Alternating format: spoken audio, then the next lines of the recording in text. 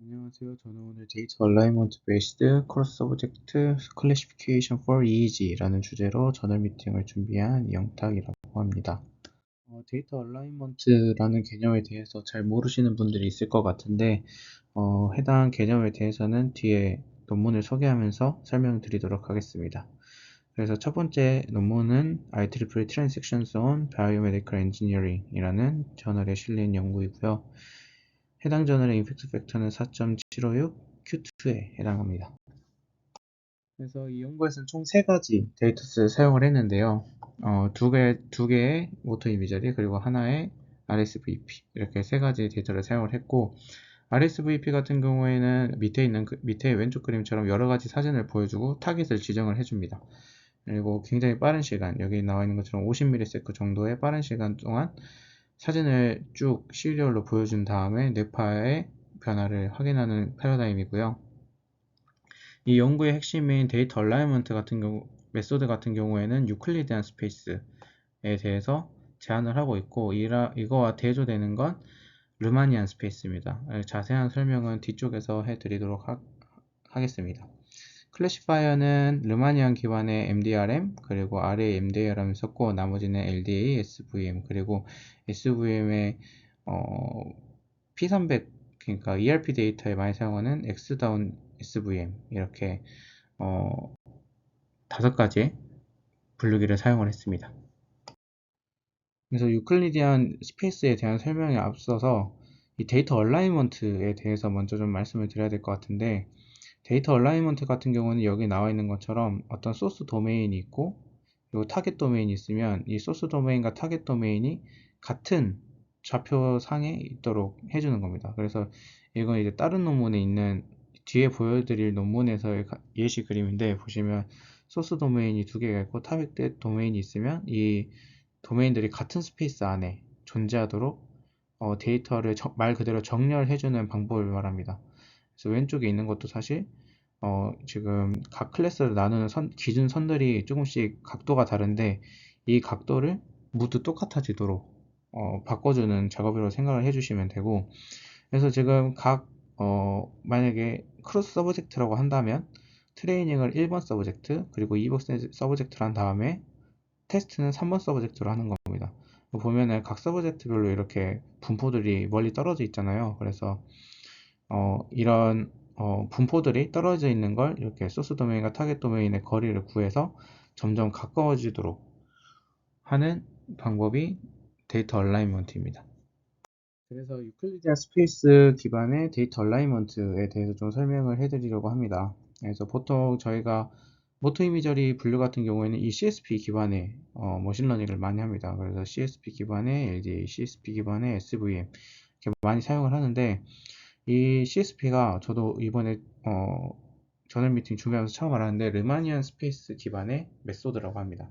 그래서 이 르마니안 스페이스 기반의 메소드들이 단점이 크게 두 가지가 있는데, 하나는 EEG 채널이 많으면 많을수록 컴퓨테이셔널 타임이 길어진다는 거, 그리고 레이블이 꼭 필요하다는 겁니다. 이 레이블이 필요하다는 이야기는 이 CSP 자체가 트라이얼 1번과 2번, 그러니까 오른손과 왼손이 있으면 이 두 개의 클래스가 차이가 많이 나도록 분산을 조절해주는 메소드라서 꼭 레이블이 필요한데, 이 연구에서 이제 제안하는 유클리디안 스페이스 기반의 데이터 얼라이먼트 같은 경우에는 컴퓨테이셔널 타임, 그러니까 계산 시간이 짧고 레이블이 필요 없다고 합니다.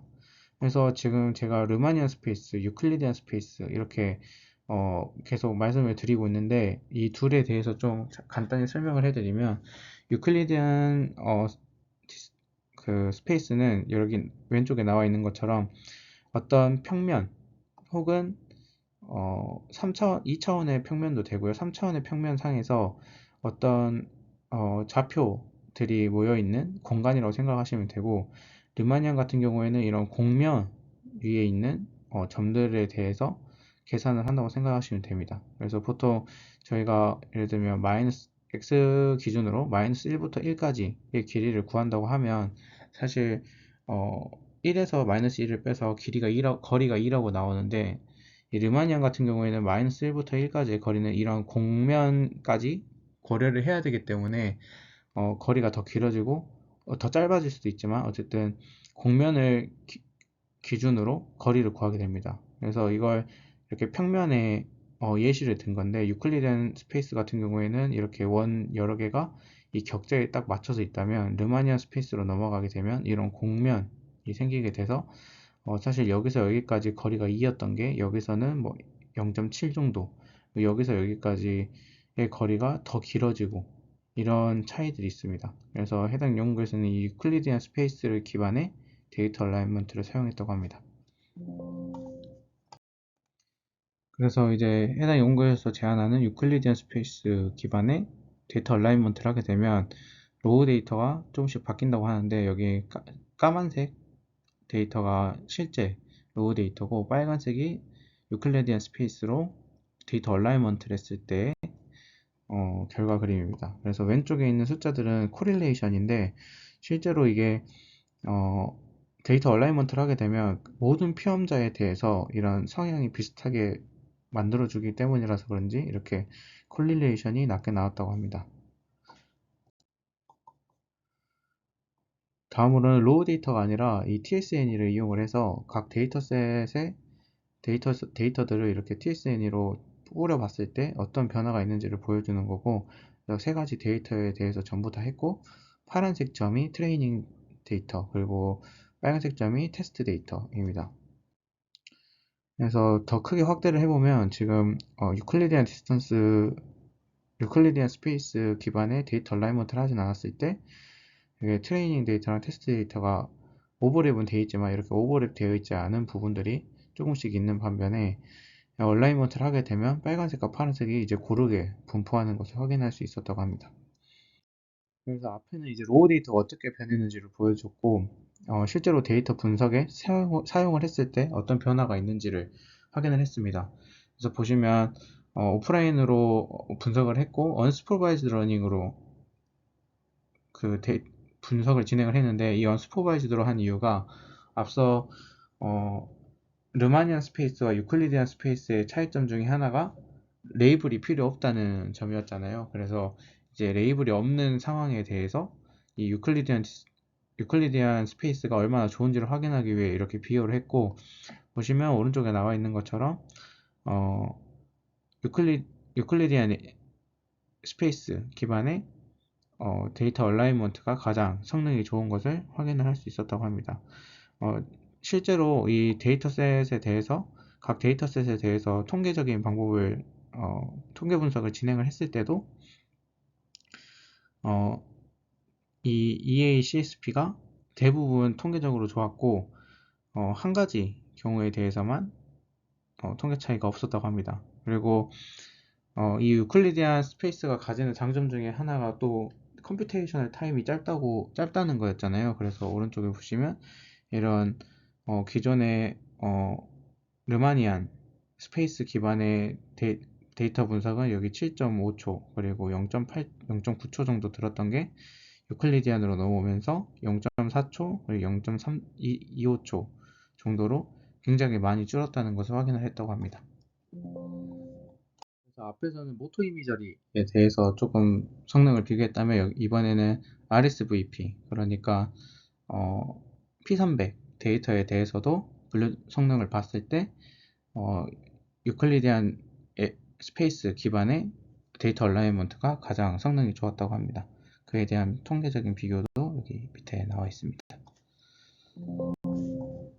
그래서 앞선 연구에서는 유클리디안 스페이스와 르마니안 스페이스의 차이에 대해서 확인을 했다면, 이 연구는 이제 유클리디안 스페이스에 한 걸음 더 나아간 타겟 얼라이먼트에 대한 연구입니다. 해당 연구는 두 개의 데이터셋에 대해서 분석을 진행을 했고요. 여기 나와 있는 것처럼 얼라이먼트 메소드는 타겟 얼라이먼트입니다. 블루기 같은 경우에는 앞선 연구에서도 사용했던 르마니안 기반의 MDRM, RA MDRM, 그리고 FBCSP, 그리고 유클리디안 기반의 LDA, 그리고 서브밴드 유클리디안 기반의 CSP, 그리고 타겟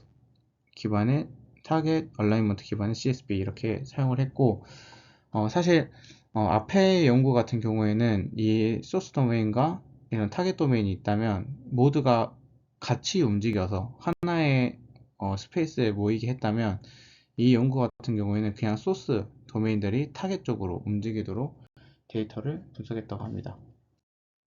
그래서 타겟 얼라이먼트를 적용했을 때 분류 정확도를 나타내는 표인데요. 일단 이 그래프가 이 표 같은 경우에는 크로스 서브젝트가 아닌 이제 서브젝트 디펜던트, 그러니까 한 표험자 안에서 텐폴드 분류를 했을 때의 결과입니다. 해봤을 때 FBCSP랑 SBTACSP 이 두 가지가 다른 메소드보다 좋았다고 하고요. 이 SBTACSP, 그러니까 이 연구에서 제안하는 분류기가 살짝 더 FBCSP보다 좋았다고 합니다. 이 지금 FBCSP랑 SBTACSP랑 다른 점이 뭔지 좀 궁금하실 수 있는데, 이 FBCSP 같은 경우에는 필터뱅크 CSP라고 하고 SBCSP는 서브밴드 CSP인데 이 두 개의 CSP의 다른 점은 피처 셀렉션을 했는지 안 했는지입니다. 그래서 FBCSP는 전체 대역을 이제 일정 밴드로 잘라서 CSP 피처를 뽑은 다음에 피처 셀렉션을 하고, 서브 밴드 같은 경우에는 피처 셀렉션을 안 하는 메소드입니다. 다음은 이제 크로스 서브젝트에 대한 결과인데, 보시면 STS랑 MTS로 나눠져 있는데, 이 STS랑 MTS의 다른 점은 이 STS는 싱글 소스 투 싱글 타겟이라고 해서, 아마 그 본문에는 자세히 나와 있지 않은데 만약에 1번부터 9번까지 있으면 1번부터 8번까지를 하나의 소스로, 그러니까 한꺼번에 유클리디안 스페이스를 만든 다음에 이 테스트하려는 한 명, 이제 9번 피험자에 대해서 얼라이먼트를 진행한 경우를 이야기하는 것 같고, MTS 같은 경우에는 멀티 소스 투 싱글 타겟, 그래서 총 9명이 있으면 이 1번부터 8번까지 8개의 스페이스를 만든 다음에 이 마지막에 9번으로 테스트를 할 때 각 스페이스들이 겹칠 수 있도록 분석한 경우인 것 같습니다. 경우인 것으로 예상이 됩니다. 그래서 에버리지 클래시피케이션 애큐러시의 이 에버리지들을 보면 확실히 멀티소스를 했을 때가 더 분류 성능이 좋은 걸 확인할 수 있는데, 생각을 해보면 지금 싱글 같은 경우에는 8명의 피험자를 전부 다 데이터를 뭉뚱그려 놨기 때문에 어떻게 보면 돋보여야 될 어떤 스페이스들이 좀 여러 데이터들이 섞이면서 좀 서프레션 되지 않았나, 그러니까 잘 안 보이게 되지 않았나, 가려졌지 않나 라는 생각을 좀 해봤고, 그래서 MTS를 사용한 경우가 더 분류 성능이 좋았다고 하고, 이 연구에서 제안하는 서브밴드 기반의 CSP가 가장 좋은과 동시에 이 타겟 얼라이먼트를 했을 때가 또 가장 좋았다고 합니다. 다른 모토 이미저리 데이터셋에서도 똑같은 현상이 보였는데, 보시면 MTS가 더 좋고 이 연구에서 제안한 타겟 얼라이먼트 기반의 SBCSP가 가장 성능이 좋았다고 합니다. 앞에서 이제 필터뱅크 CSP랑 SBCSP랑 다른 점이 피처 셀렉션을 안 했다라고 말씀을 드렸는데, 그래서 이 SBCSP 같은 경우에도 피처 셀렉션을 하면 더 성능이 높아질까라는 생각에 이 저자들도 한번 해봤는데, 확실히 이 피처 셀렉션을 했을 때 성능이 조금 좋아지는 것을 확인을 할 수 있었고, STS 같은 경우에는 피처가 좀 적었을 때 가장 좋은 분류 성능, 그리고 MTS 같은 경우에는 피처가 좀 많았을 때 성능이 좋았다고 합니다. 근데 이제 결과적으로 봤을 때 MTS가 STS보다 성능 자체는 더 좋았기 때문에 디멘션이 좀 컸을 때 분류 결과가 좋다고 합니다. 실제로 이 일반적인 CSP랑 이 타겟 에이리어 CSP랑 메소드를 이제 적용을 했을 때 나오는 피처들을 이렇게 비주얼라이제이션 해봤을 때, 보시면 그냥 일반적인 CSP 같은 경우에는 여기 나와 있는 것처럼 조금 색깔들이 나눠지더라도 이런 국소적으로 좀 나눠지는 부분들이 보이는데, 여기서 이제 보셔야 될 게 빨간색 칠해진 거랑 파란색 칠해진 게 같은 클래스고, 이 연두색 빈 거랑 까만색 빈 게 같은 클래스입니다. 그래서 이 같은 클래스들끼리 뭉쳐져야 되는 현상이 보여야 되는데, 그냥 일반적인 CSP를 했을 때는 그런 경향이 잘 안 보인다고 합니다. 근데 이제 타겟 얼라이먼트를 했을 때는 좀 데이터들이 잘 겹치는 것을 확인할 수 있었다고 합니다. 그래서 앞에는 첫 번째 데이터셋, 뒤에는 두 번째 데이터셋을 했는데, 이렇게 어, 타겟 타겟과 소스들이 가지는 스페이스가 이렇게 공유되는 것을 확인할 수 있습니다. 이제 제가 준비한 두 가지 논문을 다 소개를 해드렸는데요. 그래서 다시 한번 좀 정리를 해드리면, 이 데이터 얼라이먼트 같은 경우에는 크로스 서브젝트의 성능을 높이기 위한 방법 중에 하나고, 어, 실제 원리는 이렇게 소스 도메인과 타겟 도메인이 있으면 이 도메인들이 하나의 스페이스를 공유할 수 있도록 어, 해주는 겁니다. 그래서 앞에서 잠깐 예를 들긴 했지만, 소스 도메인, 예를 들면 3명의 피험자가 있다면 1번 피험자로 하나의 소스 도메인, 2번 피험자로 두 번째 소스 도메인, 이 두 개의 피험자는 트레이닝으로 사용하고, 타겟 도메인은 3번 피험자. 그래서 각 피험자가 가지고 분포하고 있는 이 도메인, 이 스페이스들을 하나로 합치는 방법들을 이야기하고, 두 개의 논문 다 이렇게 나와 있는 것처럼 데이터들이 잘 하나의 스페이스를 공유하고 있는 것을 확인할 수 있습니다. 그래서 제가 이 연구들을 보면서 생각한 아이디어가 있는데, 사실 저희가 이 모토 이미저리에 대한 기본적인 상식을 가지고 있기 때문에 그걸 좀 이용해 보면 어떨까라는 생각을 좀 해봤는데요.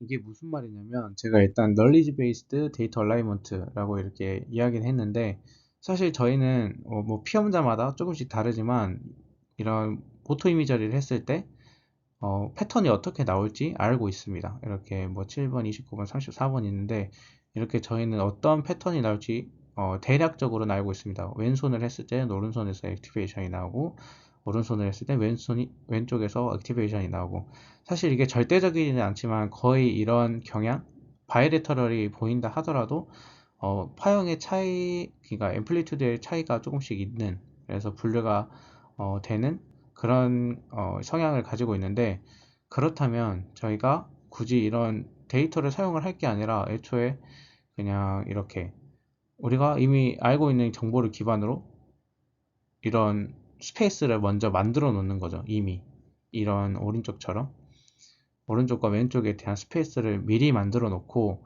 새로 들어오는 데이터들을 여기에 이제 얼라인이 되도록, 이 스페이스에 얼라인이 되도록 계속 학습을 하는 겁니다. 이 방법의 좋은 점이라고 할 수 있는 건, 이렇게 그냥 단순히 잘 되진 않겠지만, 이렇게 생각을 한다면 사실 제로 트레이닝, 그러니까 제로샷이 될 수 있는 거죠. 그래서 우리가 날리지 기반으로 이런 스페이스를 만들어 놓은 다음에 새로 들어오는, 그러니까 저희가 테스트하는 데이터들은 저희가 가지고 있는 모든 데이터셋이 이제 타겟 도메인이 되는 거죠. 그래서 이 타겟 도메인을, 이 스페이스를 공유하도록 계속 그러니까 학습을 새로 하고, 이런 스페이스로 이제 계속 사용을 시켜준다면 충분히 좋은 성능 보여줄 수 있지 않을까? 일반적인 그냥 데이터를 한꺼번에 쓰는 것보다 더 좋은 성능을 보일 수 있지 않을까? 그리고 어떻게 보면 트레이닝 자체가 필요 없어지는 상황이 오지 않을까라는 좀 생각을 해봤습니다. 네, 제가 준비한 발표는 여기까지입니다. 감사합니다.